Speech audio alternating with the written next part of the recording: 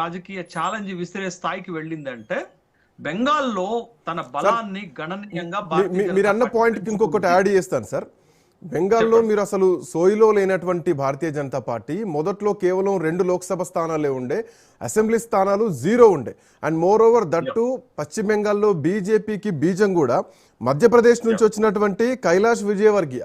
So అక్కడ local నాయకుడు కూడా కాదు, మధ్యప్రదేశ్ నాయకుడు పశ్చిమ బెంగాల్కి వచ్చి పశ్చిమ బెంగాల్లో బీజం వేస్తే ఈరోజు 10 ఏళ్లలో ప్రధాన ప్రతిపక్షానికి వచ్చింది.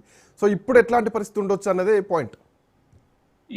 కైలాష్ విజయ్ వర్గీయ అక్కడ భారతీయ జనతా పార్టీకి ఒక రూపం ఇస్తే, ఇవాళ భారతీయ జనతా పార్టీ ఎన్నికల వ్యూహకర్తగా భారతీయ జనతా పార్టీ జాతీయ అధ్యక్షుడు నితిన్ నబీన్ పనిచేస్తున్నారు అనేటటువంటి విషయాన్ని గమనించాలి. అయితే 2019లో బెంగాల్లో భారతీయ జనతా పార్టీ 18 లోక్సభ స్థానాలను సాధించే సరకు భారతీయ జనతా పార్టీకి బెంగాల్ పైన ఒక నమ్మకం ఏర్పడింది.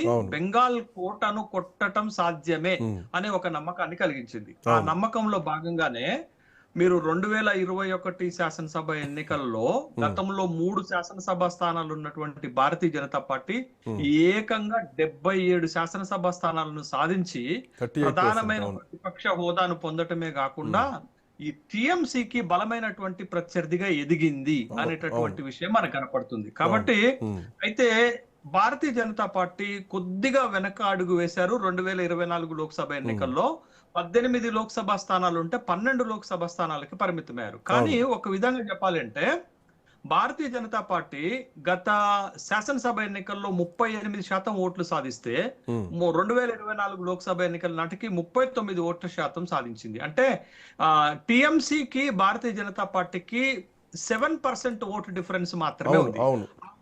డిఫరెన్స్ ని ఇంకొక 2-3% గనక తగ్గించగలిగితే భారతీయ జనతా పార్టీ మీకు బెంగాల్లో ఒక బిగ్ ఫోర్స్ గాను ఎమర్జ్ అవుతుంది, అధికారానికి దగ్గరగా చేరువయ్యేటటువంటి అవకాశాలు కూడా ఉన్నాయి. కాకపోతే ఇప్పటికీ టీఎంసీ బలం తగ్గకపోవటమే భారతీయ జనతా పార్టీని ఇబ్బంది పెడుతున్నటువంటి అంశం. అంటే భారతీయ జనతా పార్టీకి కలిసి వచ్చినటువంటి అంశం ఏంటంటే బెంగాల్ ని 30 ఏళ్లు ఏకఛత్రాధిపత్యంగా పరిపాలించినటువంటి లెఫ్ట్ ఫ్రంట్ కుదేలవ్వటము, కాంగ్రెస్ పార్టీ కూడా కుదేలవ్వటం తోటి ఇక్కడ భారతీయ జనతా పార్టీ అంత గణనీయంగా స్పీడ్ గా వెదగలిగింది అనేటటువంటి ఒక విషయాన్ని గమనించాలి. ఇక్కడ కేవలం 10% మాత్రమే బీజేపీ లాస్ అయింది. సో ఎన్నికల్లో ఏదేమైనా కానీ ఒక 5% ఓట్లను సాధించుకోగలిగితే భారతీయ జనతా పార్టీ అక్కడ నెంబర్ 1 స్థానంలోకి వెళ్ళేటువంటి అవకాశం కనిపిస్తోంది కదా. అందుకే ఇప్పుడు జరుగుతున్నటువంటి బెంగాల్ శాసనసభ ఎన్నికల్లో భారతీయ జనతా పార్టీ అన్ని అస్త్రాలను వాడుతుంది.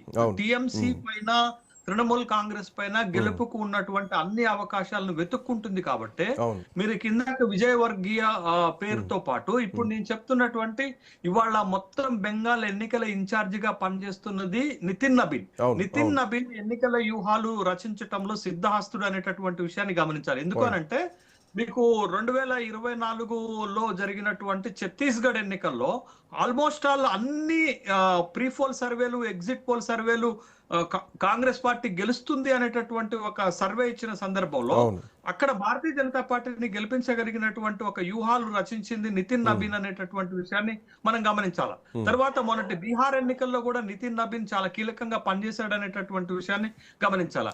ఇవాళ బీహార్ తర్వాత వెస్ట్ బెంగాల్ సరిహద్దుల్లో ఉన్నటువంటి ప్రాంతాల్లో నితిన్ నబీన్ ప్రభావం చూపించగలుగుతాడు అనేటటువంటి ఉద్దేశంతో పాటు నితిన్ నబీన్ కు ఉన్నటువంటి రాజకీయ వ్యూహ చతురతను ఉపయోగించుకోవాలనే ఉద్దేశంతో భారతీయ జనతా పార్టీ ఇవాళ నితిన్ నబీన్ ని ఎన్నికల ఇన్ఛార్జ్ గా బెంగాల్లో ఉంచటమే కాకుండా తర్వాత మీకు ఇప్పుడు బెంగాల్లో ప్రతిపక్ష నేతగా ఉన్నటువంటి నందిగ్రామ్ నేత అయినటువంటి సువేందు అధికారి, తర్వాత అమిత్ షా, వీళ్ళ ముగ్గురు వ్యూహాలతోటి ఇవాళ బెంగాల్లో ఒక బలమైనటువంటి ఫోర్స్ గా ఎదిగింది.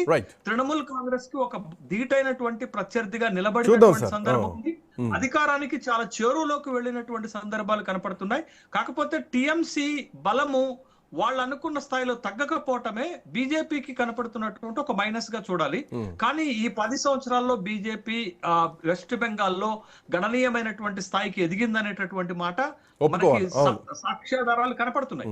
సార్ ఇంకోటి సార్, ఒకసారి మనం అస్సాం గురించి కూడా మాట్లాడుకుందాం. అస్సాం కాంగ్రెస్ పార్టీలో